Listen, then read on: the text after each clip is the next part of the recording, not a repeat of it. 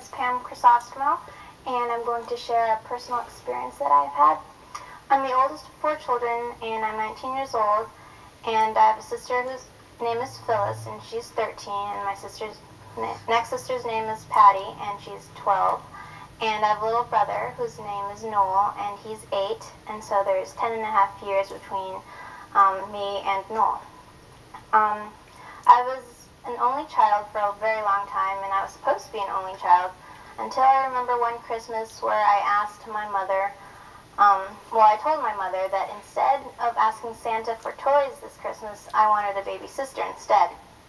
So a couple months later, I had a baby sister, and her name was Phyllis, and so she was born in April. And in June of 1984, we were preparing for a big baptismal party for Phyllis, and she was going to get baptized at St. Charles Church, and we were going to have a lot of visitors over, probably about, maybe 300 visitors.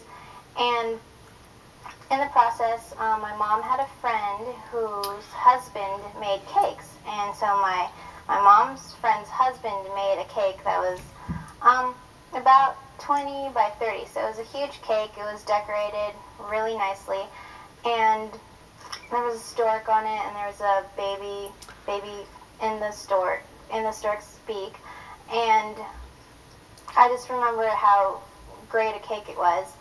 And so my mom wanted to hide the cake, so like the visitors who were going to spend the night coming later that evening wouldn't see the cake, kind of, so she would keep it as a surprise for everybody else. And so she and her friend put the cake in a big box, and then we put it in our study. So later that evening, my sister Phyllis's godmother came, and along with her godmother, she brought her husband and her 2 girls. And I was excited because, I was pretty much a very lonely child, and so having playmates was like a big deal for me, and I was really excited that I had a new sister named Phyllis who was born. And so one of the girls, her name was Lisa, and she was my age, and her sister Rena was a year younger than both of us. So we decided that we'd play a game of hide and seek. So we were playing hide and seek, and we were laughing, we were having fun, as all little kids do. And at one point, Lisa was it, and Rena and I hid like in the living room, and we were found very easily. And so I guess after 3 or 4 rounds, it was Lisa's turn to be it. And so Lisa was it, and it just wasn't working right. We were having fun, we were having a lot of fun, but people were finding each other too easily. So I took Lisa and I hid in the study room, because I figured that would be the best place to hide. And so Lisa and I went to the study, and we ran really quickly, and I remember the door slamming really loud, and it was a wonder that Rena didn't find us just by the sound of the door slamming. And so we were really tired. I remember like laughing really hard, and Lisa decided to sit down.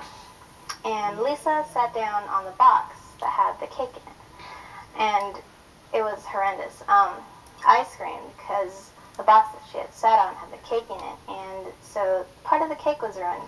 So I screamed, and I called my mom, and all I remember was I got spanked. I was 6 years old, and I got spanked, whereas Lisa and Rena didn't get in trouble at all.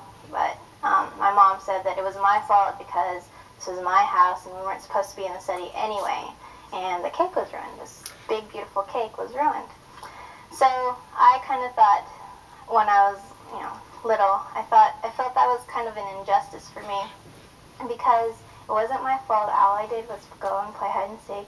And I remember my dad telling the visitors the next day, when the cake was out, about how the kids were playing, and that's why half of the cake was ruined. But that's something I'm never going to forget, kind of like one of my injustices. But I look back now and I laugh, and I'm sure my mom laughs too.